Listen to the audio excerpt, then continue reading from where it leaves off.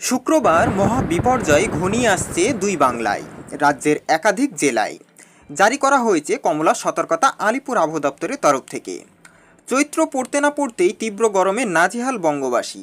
চাঁদি ফাটা রোদে রাস্তায় ছাতা ছাড়া বের হতে পারছেন না সাধারণ মানুষ। তার মধ্যেই মিলেছে স্বস্তির খবর।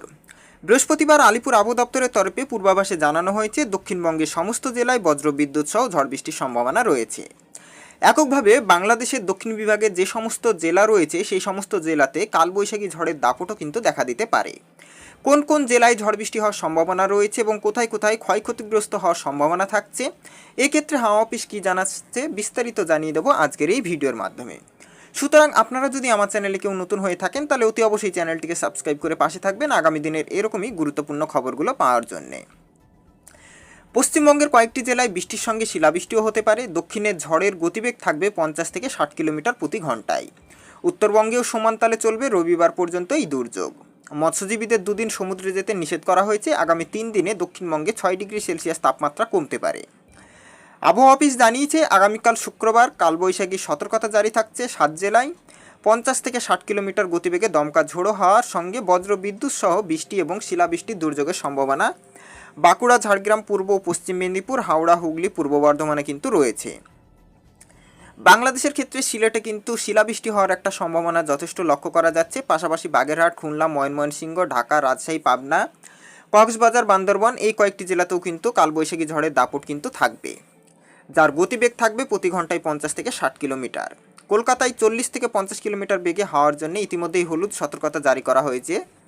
উত্তরবঙ্গে শুক্রবার থেকে বজ্রবিদ্যুৎ সহ প্রচুর বৃষ্টিপাত হওয়ার সম্ভাবনা রয়েছে। শুক্রবার এবং শনিবার উত্তরের সব জেলাতেই হালকা থেকে মাঝারি বৃষ্টিপাত কিন্তু হবে। ওই দুদিন এর জন্যে উত্তরের জেলাগুলিতে হলুদ সতর্কতা কিন্তু জারি করা হয়েছে।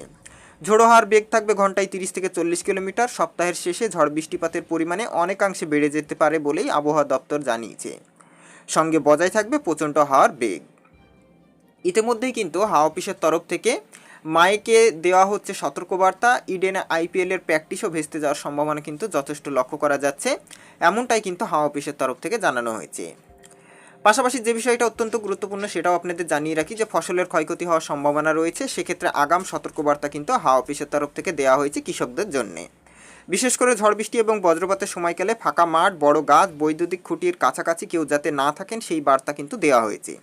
পাশাপাশি জমির ফসল যথাসম্ভব গুদামজাত করার পরামর্শও দেওয়া হয়েছে জেলা প্রশাসনের তরফ থেকে।